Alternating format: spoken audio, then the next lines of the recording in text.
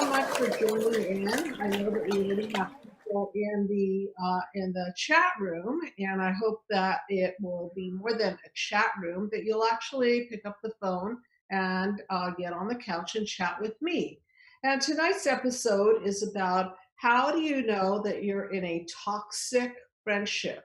Toxic friendships are no surprise when you come from a toxic family. So we're going to do our usual mind mapping and how it is that we even allow friends like that to enter our lives and what kind of boundaries go down within us, and also a way to determine whether we ourselves are toxic, because we can always point our finger and say, oh, this one's toxic and that one's toxic.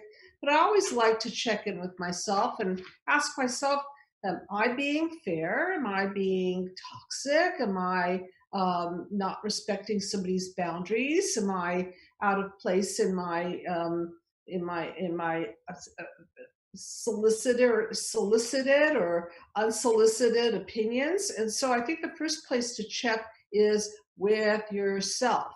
I'm Dr. Judy Rosenberg, and welcome to Dr. Judy WTF What the Freud, because we're going to look at patterns of how we replicate childhood wounds within our relationships and within multi-generations of relationships, and how this shows up in our friendships. Well, why would it not show up in our friendships? If it's showing up in our marriages, if it's showing up at the workplace, if it's showing up within ourselves, you'd expect it to show up in friendships. So one of the things that I wanted to mention is that as we grow and develop, we also sometimes outgrow the people we picked in the days before we were very aware and very able to own our own stuff and identify our own childhood wounds. So I want to do a little bit of mind mapping.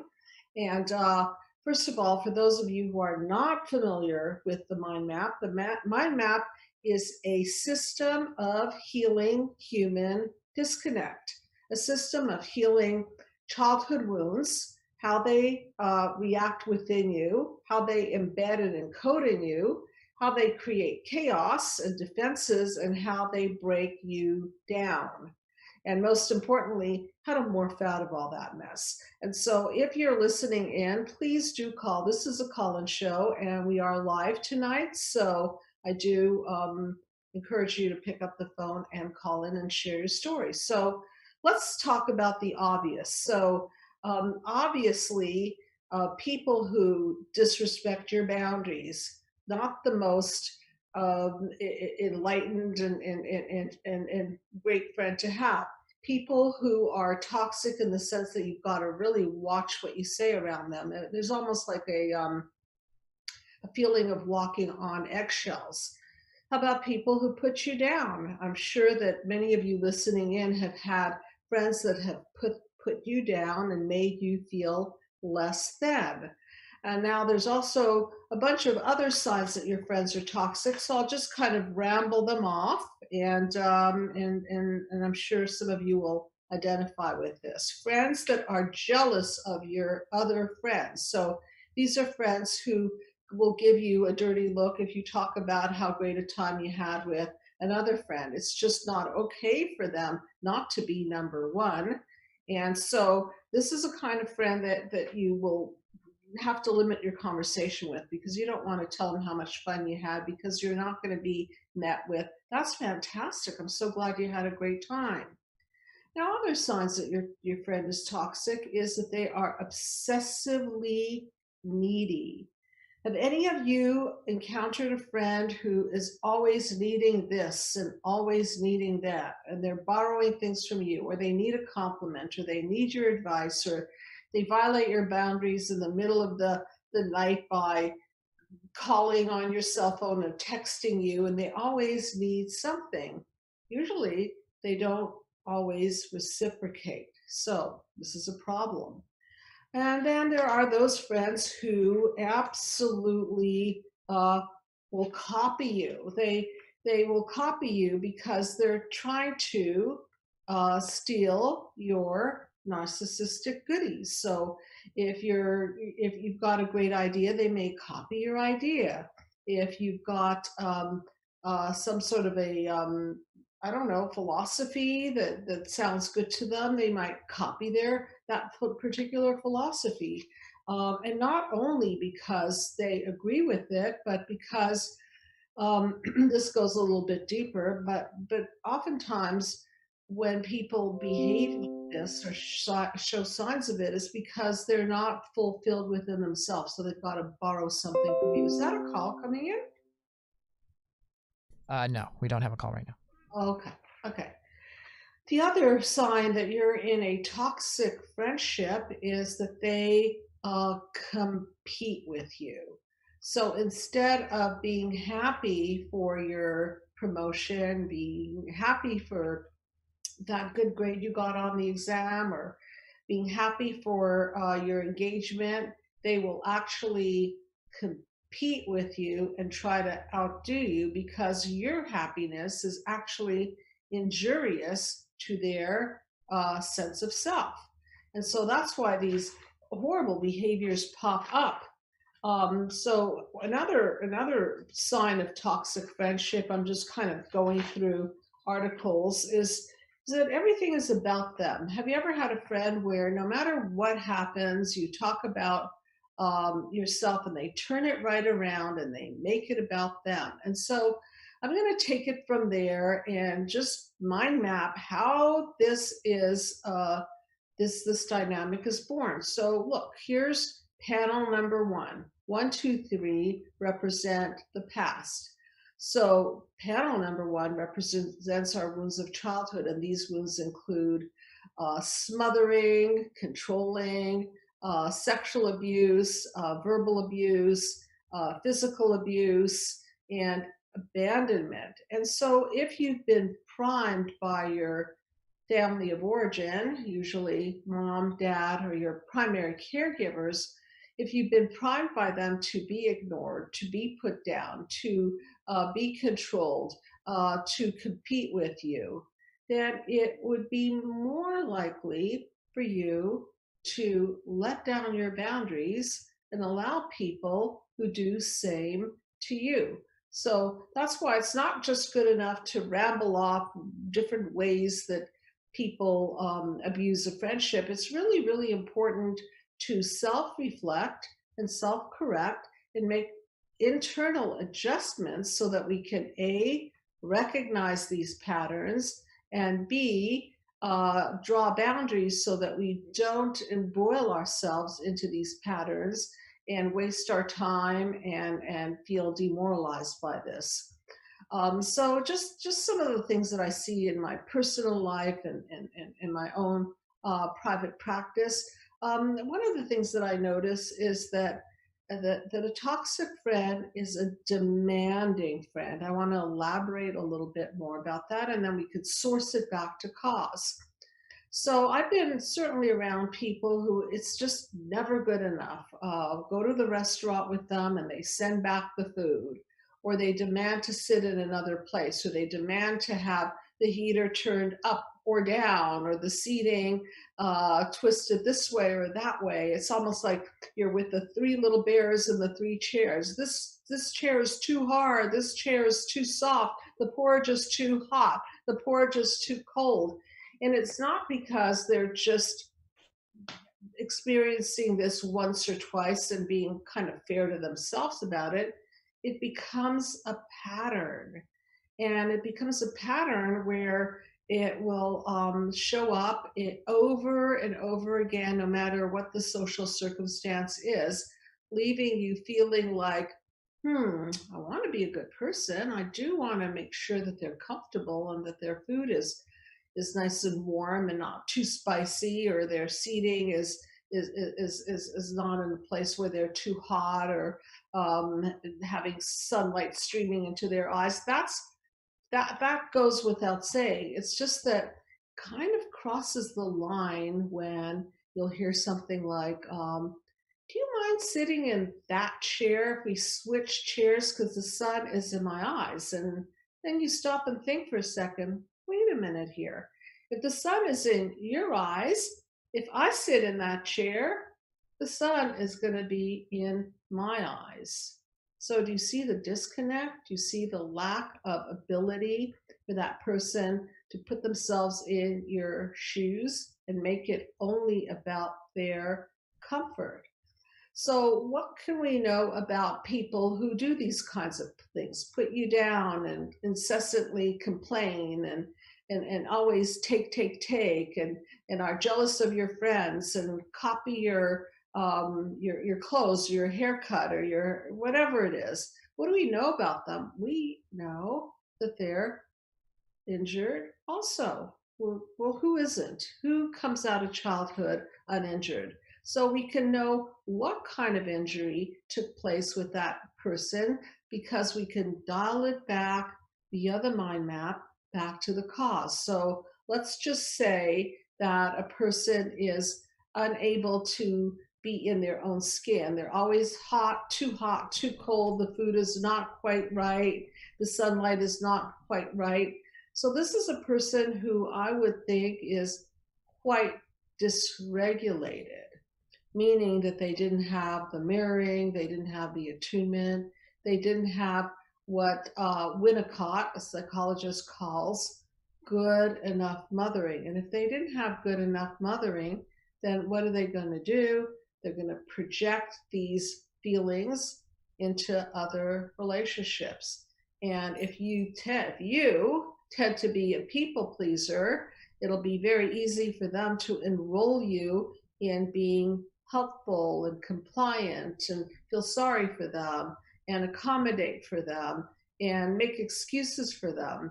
And so this is where it gets kind of touchy because we all have a little bit of that in us where we get jealous of people or we feel that we want to copy somebody's hairstyle or we feel a little bit like it stings to know that they got an A when you only got a C minus. Okay, so these are very, very human feelings, but again, it crosses that line when you're always left feeling less than, and you're always out of the loop, and there's no sense of acknowledging you, because We have a really, caller. okay, I just wanted to say it. Friendship should be synergistic. So, hi, what is your name, please? Hi, Dr. Judy. This is Natasha. Hi, Natasha. How you doing? I'm doing very well. It's such an honor to be speaking to you. Oh, that is really, really sweet of you to say. Thank you very much. Whereabouts are you in the world? And you don't have to say you can look it up, but I always like to know. I'm calling from San Francisco, California. Okay, okay. And how are you relating to this particular topic? Well, first of all, I want to say thank you so much for all of the work that you've done and the courage that you've had to do it.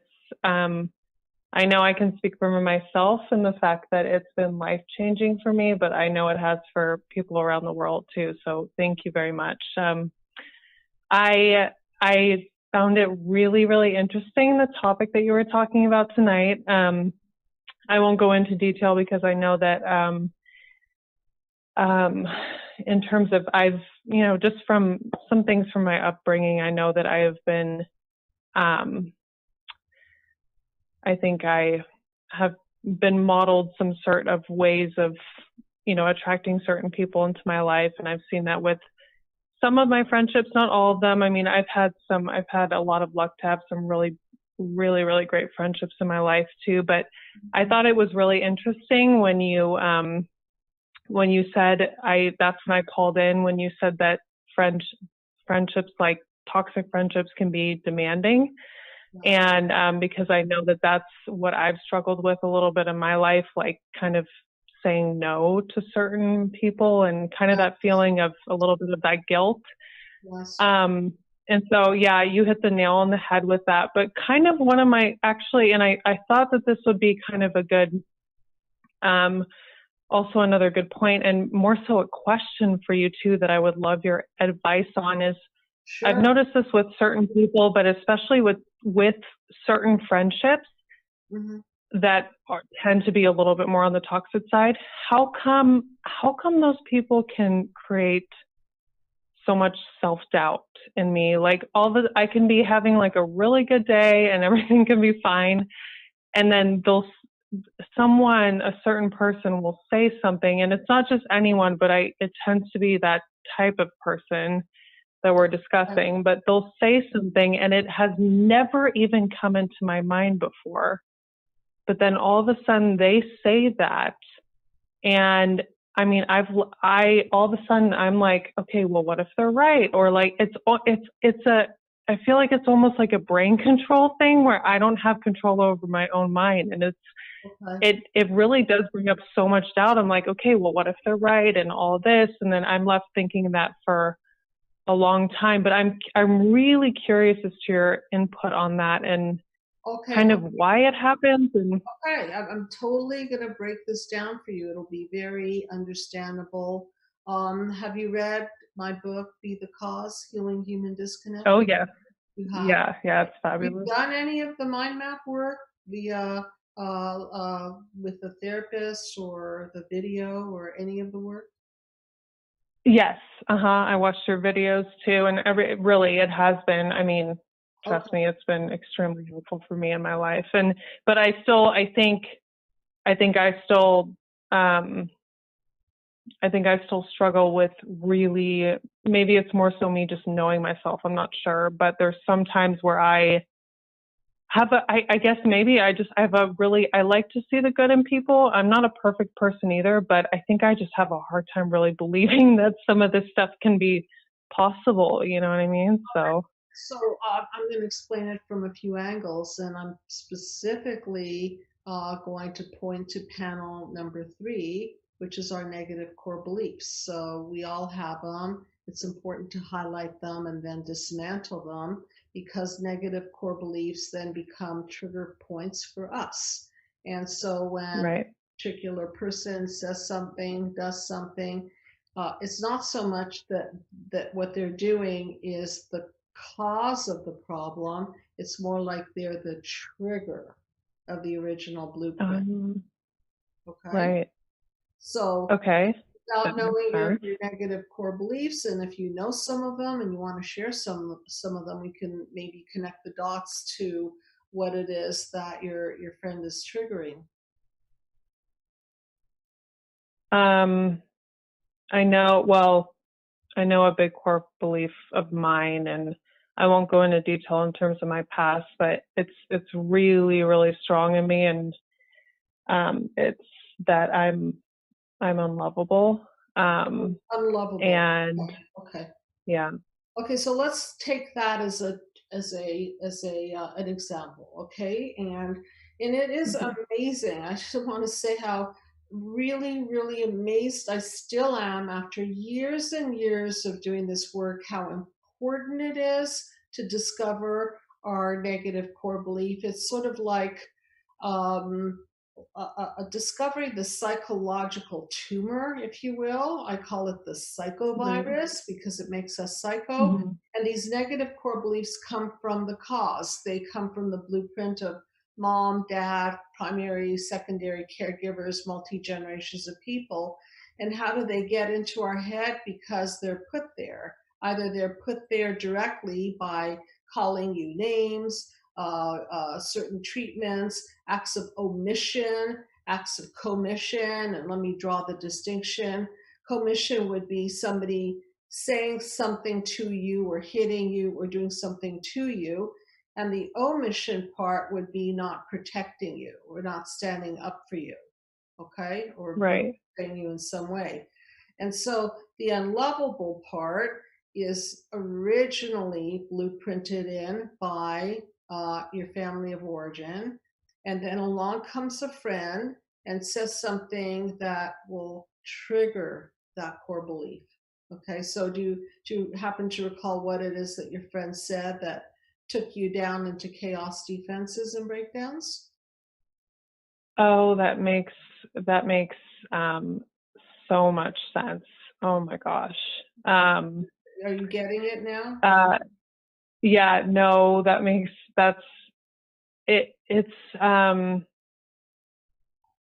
it's well, my friend, and they, what, most of these people, I know that they mean well. They're not, I know that we all have our stuff, but, just various comments about, and I know it sounds so silly, but just various comments about me being, too independent and too, very unique. Um, and, and I know this sounds, it does sound really silly, but just things about like me being too strong and not like, in other words, I know that sounds really silly, but it was they were saying it in a way of like, well, that's not, and maybe I was interpreting it that way, but that's not attractive to, people that maybe I'm attracted to and stuff. So, and I know, honestly, there has been more comments beyond that, but I don't even, I if you don't mind, I'd rather not get into No, I mean, those that's one comments. good thing about this show is that you share Yeah. what you want to share. You don't share what you want to share, including Yeah. your Yeah. If name. you don't mind, but just for, Not at all. But let me just work with that so at least you get the drift of what's going on here. Okay. yeah. So, Yeah. so let's say they Or say, even, and sorry to interrupt you, but to give you another example of like, oh, you're like, socially awkward, things like that. I mean, it's just a lot of, I don't know, a lot of little, they're not like, and I could go on and on, but like little things where it's just, and yes, what you said, and I'm sorry, I won't interrupt you again, but it's been, what you said about it triggering the original wound makes a lot of sense, because I also realize too that sometimes my reactions to these things are like a little over the top too. so let me just kind of go off on my own theory about it. I don't have a lot of information here, but Right. one way to look at it is, let's say that you didn't have healthy dependency in the first few years of life. Let's say that your parents didn't allow for you to lean on them very much, and you had to be very independent too soon. Okay. Mhm. And as a result Mhm. of that, you didn't feel synergy with your family of origin. There was no real ability to take in love. Okay, so on the one hand, yeah, that's great. You're so independent. That's wonderful. And your friends might say, "Wow, you're just so, I don't know. You're just, you're very independent." And then that's the very thing, let's say, that hurt you back in the day. Okay, because healthy dependency is what makes for healthy independence. Understood? Mhm.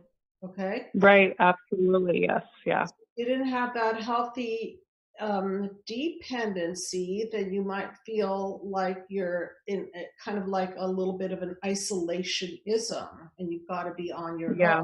Now people are Mhm. are shining that light on that core wound of yours, like, oh my God, well, it's not my fault that I couldn't lean on my parents. They weren't exactly there for me.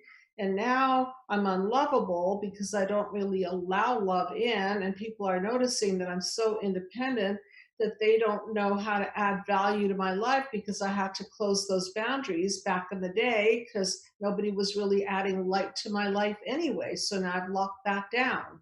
And so there it is. You see, there's that Yeah. cycle. And then along comes that Right. person and Right. says it, and it goes right back to panel one, wounds, and then how you reacted to it, and then what you made it to mean. Does that make some sense to you? No, absolutely. It makes perfect sense. But, and it, it, wow, I knew, like, I don't know, I knew that calling you tonight would be, because I was listening to the topic that you were talking about, and I was like, oh my God, I know that this is something that you can make a connection to, because I've noticed this time and time again with myself. And it's really hard, just because I can be having a really good day, and I'm working, just doing doing my normal day, but then also all of a sudden someone will say something.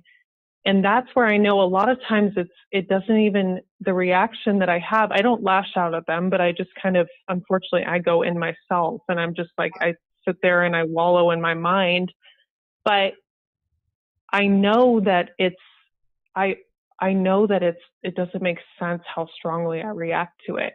But what you're saying about it triggering the original wound makes so much sense. And I think that's what I've had a hard time connecting to, because I'm like, where is this coming from? And And, and what's interesting is it doesn't always make logical sense. Okay? yes, Because your yeah, logic might say, well, I'm independent. Why should I care? Okay. But yeah, then the psychologic, the psychological logic is really the logic that we're after here. The psychological logic, if you were to go really vulnerable with it, then the vulnerability might sound like, that really hurts, because the truth is that I feel really, really lonely inside. And when I'm overly independent, I just don't know how to make room for other human beings, because I never really learned. I never learned synergy, just like what I was saying before I took your call. That what is right. synergy, right? The ability to take Hmm. love, the ability to be vulnerable, To receive, yeah, receive. Okay. And so when yeah, we become mm, independent too soon, and we become defense mechanism independency, got it? Right?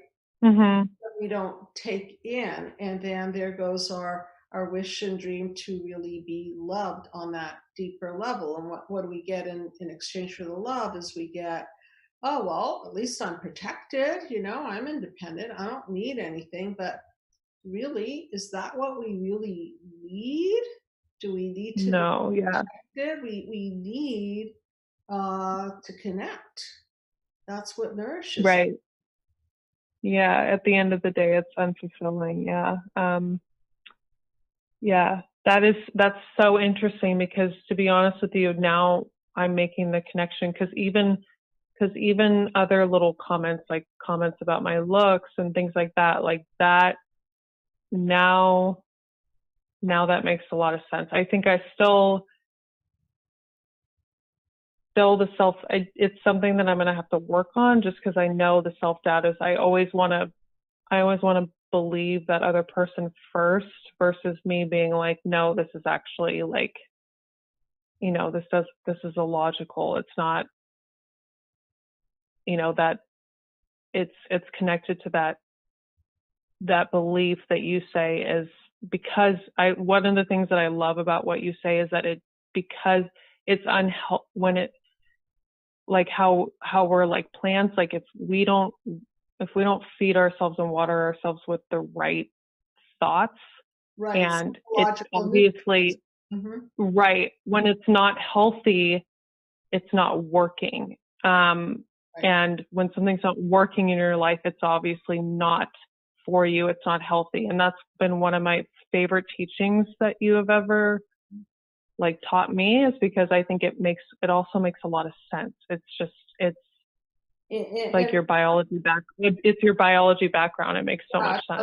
you could tell I love biology. Look at my mind map, DNA strands all over Yeah. the place, and cells, and Yeah. it's not only that, but sometimes a defense mechanism works in one era of our life, and then in another era of our life it actually interferes with vulnerability and intimacy. So let's say that it's Right. true that you didn't have a tight connection or nurturing connection with your family of origin. Of course, I don't know if you did or didn't. I'm just kind of going with this thinking. No, I understand. Of course. Of course. Yes. Okay.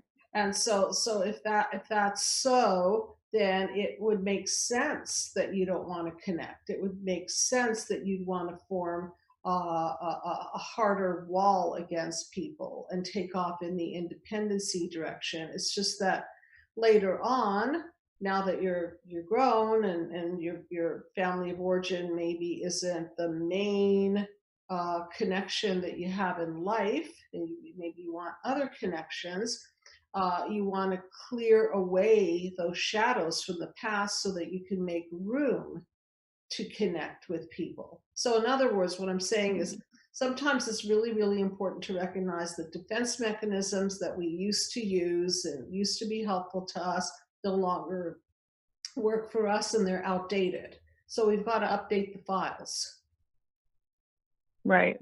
Okay. So in other words, in terms of how to repair this, you would say first fix that core belief, right? And then first identify who said it, who done it, who indicated it, right?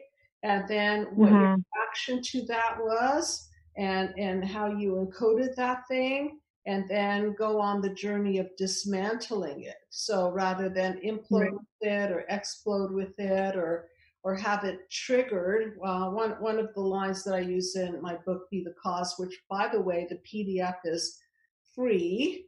And so everyone is welcome to grab a free PDF copy. All you have to do is give your email to the Psychological Healing Center, and then we'll send it to you along with other links. But one of my favorite lines in my book, I have a couple that I use over and over again, but in this case, core beliefs. We want to identify them, not with them.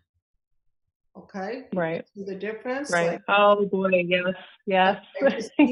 And it's right. You're identifying the lie. You're identifying the misperception. You're identifying the faulty encoding. Think computer. Okay. So now you've got this weird encoding in there, and it's got nothing to do with your being and everything to do with the messages that were passed down to you as a result of your parents and multi-generational and multicultural wounds that were never healed. Okay. So you wouldn't believe what I hear in the treatment room. Messages like you're a curse, okay? Or you should never be born. I wish I had an abortion. I don't even know what I'm doing here with you. You ruined my life. I mean, these are really, really serious core beliefs. I was just saying again that I'd love to get this into the school system, because if we could prevent children from ingesting and digesting and manifesting these core beliefs, then it would spare them and maybe even prevent suicide. Because what happens when a child thinks that they're unlovable, and when they think that they shouldn't have been born and they're a curse and they're a mistake, then there's no place to go with it. They just keep imploding and imploding.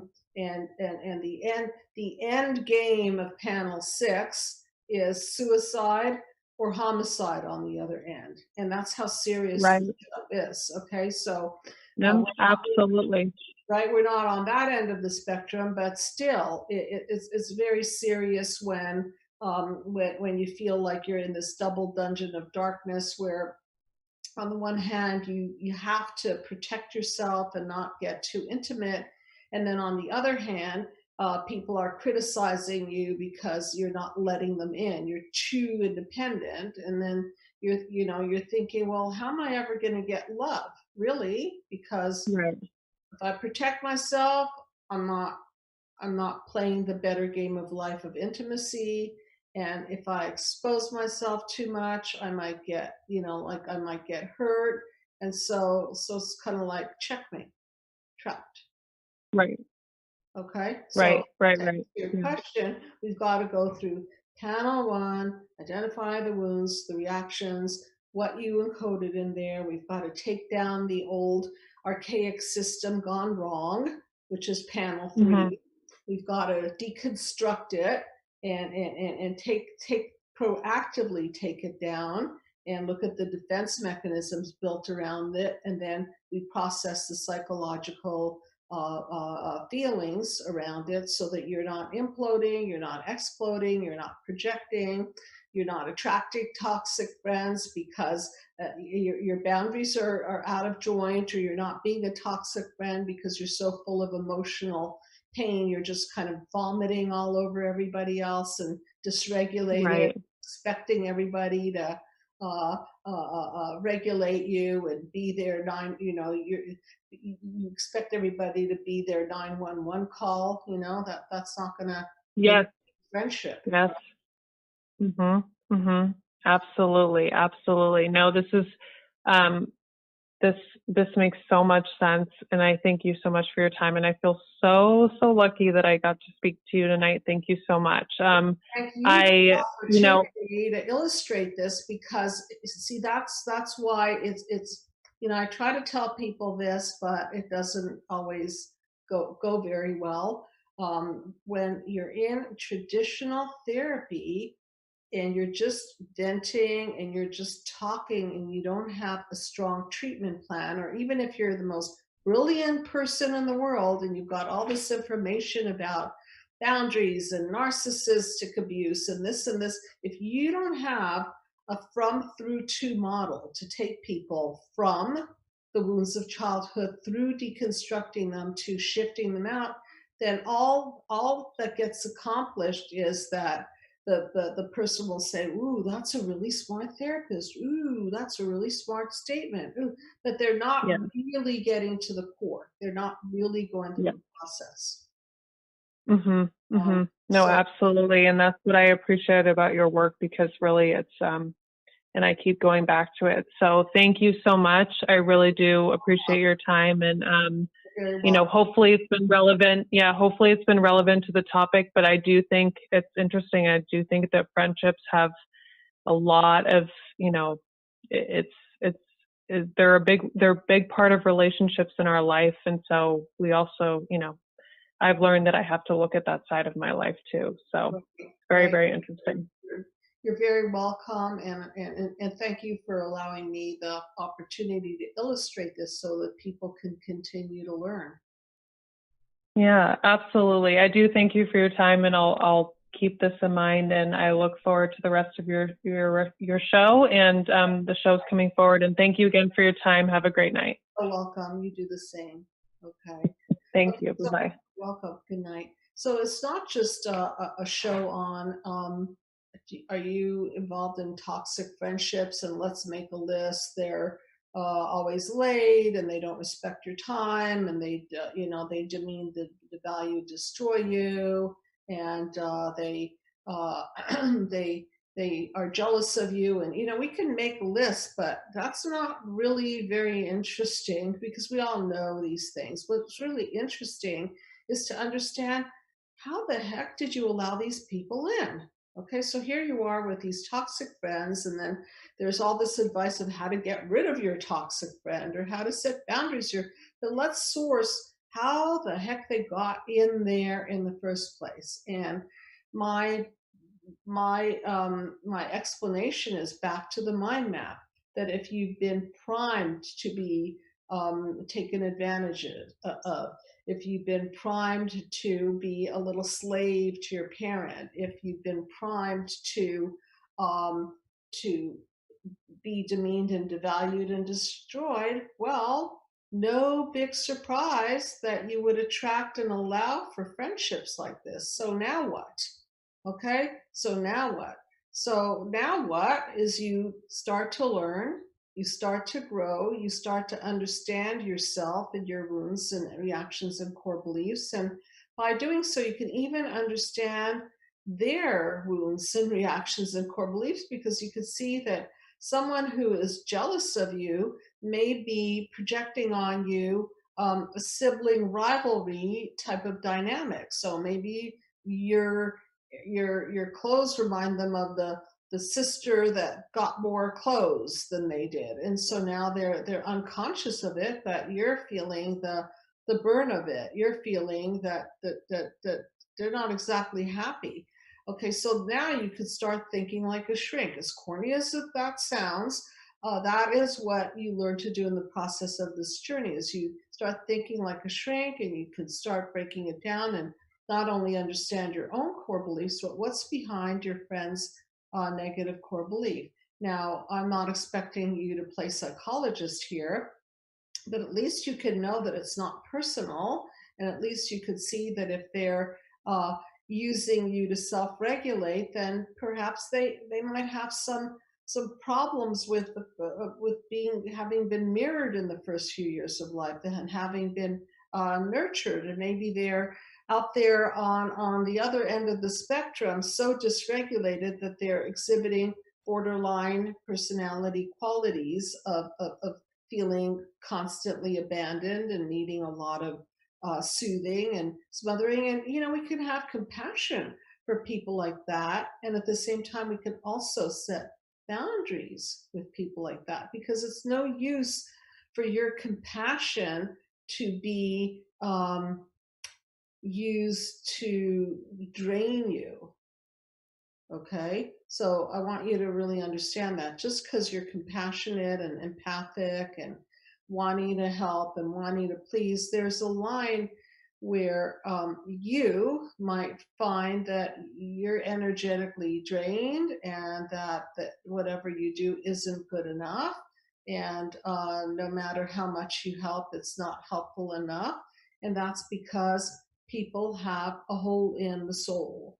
And what is a hole in the soul is this insatiable need for something, okay? And if they're not on a healing path and they're not recognizing this, then you come into the maelstrom and they're going to suck you right in. And you think that you're doing them a great service, and you're actually really not, because at the end of the day, you're going to grow resentful, you're going to get tired, and instead of a synergistic relationship, you're going to end up with a vampiring effect, which is that you feel drained and you feel like they've taken from you, whether it's money. And also here, there's another area where I think it's important to go. If you're with a friend and you're always paying and they hardly ever kick it in, then you're eventually going to go into resentment. And that's normal and natural, because friendships, by definition, are supposed to be give and take. And at the best of it, a friend is somebody who does give you the mirroring and the attunement that maybe you didn't get from your family of origin, and that you're able to give the same to that human being. And that's why I'm a big fan of picking people into my life who are growth partners. And that's not always easy to come by. Somebody who's a growth partner is interested in your physical, your psychological, and your spiritual well-being and development, and vice versa. And that would be panel number 7. And panel number 7 is a metaphor for synergistic relationships. If you can get that up on the, thank you very much. So you can see the light in the center. And what does that light represent? It represents the 1 + 1 is greater than 2 phenomenon, where you share with your friend and your friend shares with you. And it doesn't have to be exactly on the same day or in the same moment. Maybe it's a period of life where your friend has gone through a lot of stress and you're there for them, but there's always that knowledge that they're going to be there for you also. And that's synergistic. And so again, I'm all about prevention. So how do we prevent toxic friendships from entering our lives? Is we heal our childhood wounds and we identify our negative core beliefs so that other people can't play into them and manipulate and take us down. And if there are any other callers, I would love to speak with you, because I know that there are all kinds of forms of toxic friendships where there's a theme of betrayal, friendships where there's too much envy, friendships where there's too much competition, narcissistic dynamics where you feel that you're giving, and your friend is taking, um, friendships where the person takes you for granted. Okay, and I think in our society we have to take friendships a little bit more seriously. Okay, we can't just be, again, as I talk a lot about romantic relationships, we live in a very throwaway society. So it's always better if you can communicate with somebody who's not quite treating you the way that you want to be treated. You can always use the peaceful healing dialogue, which is up on my website at psychologicalhealingcenter.com. It's in the form section. It's also in my PDF, Be the Cause, Healing Human Disconnect. Maybe show a copy of the book so people can, you can either order it on Amazon, or you can simply get a free PDF of Be the Cause, Healing Human Disconnect. And in there is the peaceful healing dialogue, which is a way to speak to your friend or your boss or whoever, so that you can get your point across without putting them on the defensive, and without blowing up the relationship. And so a peaceful healing dialogue is really an invitation. I'll kind of role model it for you if you don't know what the heck I'm talking about. So let's say I'm in a friendship, and the friend is not returning my calls. I might say something like, "Hey, is this a good time to talk?" And hopefully the person says, "Yeah, what do you want to talk about?" And you could say something like, "Look, I really value my friendship with you. And when I call you 3, 4, 5 times and I don't get a return call, it makes me feel like I'm not very important to you." And then you shut up and you let the person talk. So you don't keep going on and on and on and now become the critic of the person. You just share your feelings. And if the person then comes back with, "Well, what do you expect? I'm a busy individual. I can't put you as priority all the time," then you kind of know that that's not somebody that you can have that dialogue with. If they come back and say, "Oh my God, I didn't know that I've been ignoring you. I've just been in a really bad place and I've been overstressed, and let me take the time to pay more attention to that," then you know that you're talking to somebody who's more on a synergistic pathway. So you've got to give people a chance to come around. And the We way have you, another caller.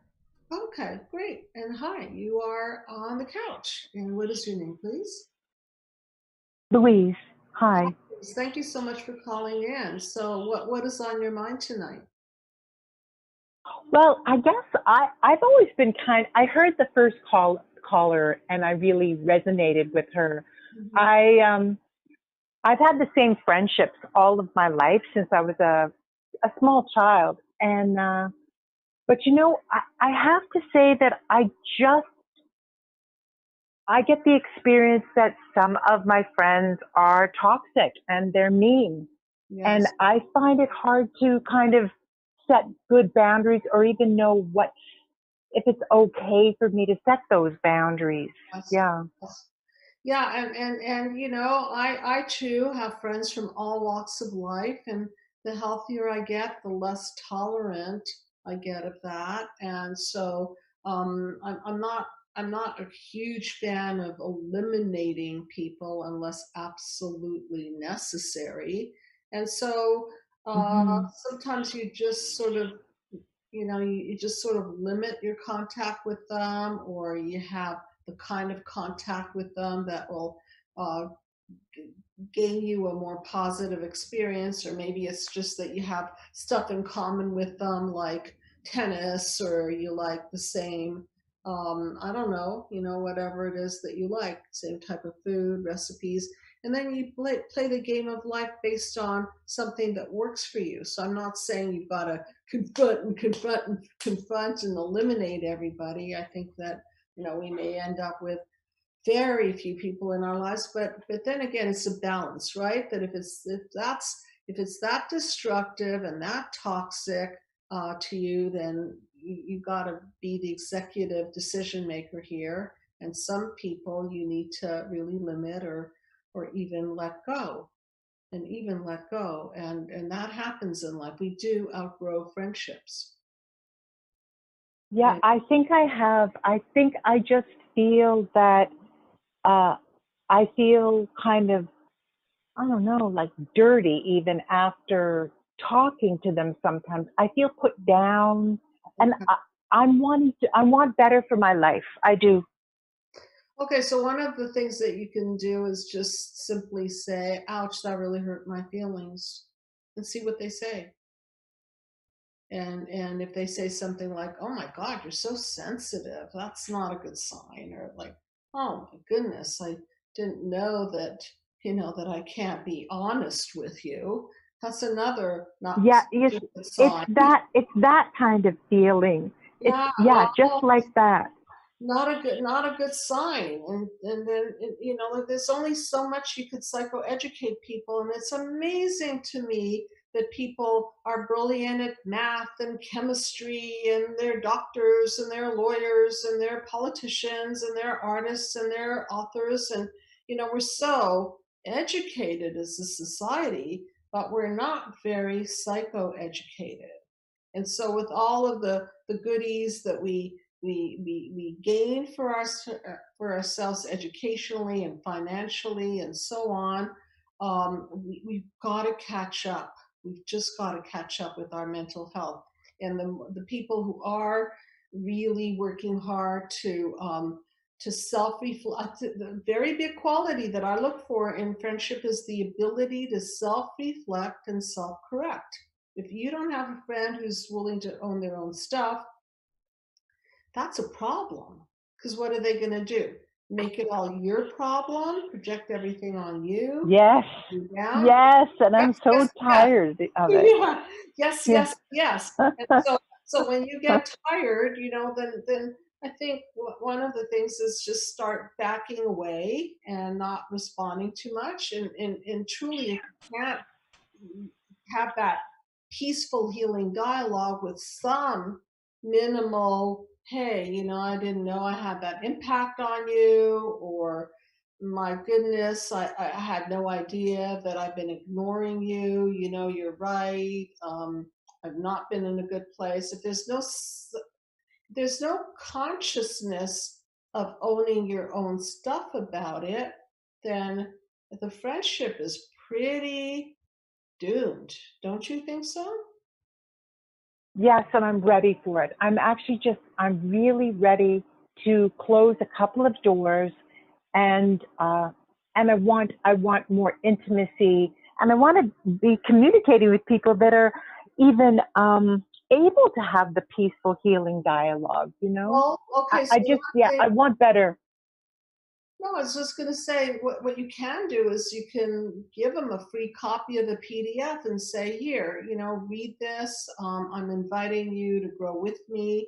I'm pointing now to panel number 8. Okay, panel number 8 is another metaphor because my mind map is full of metaphors.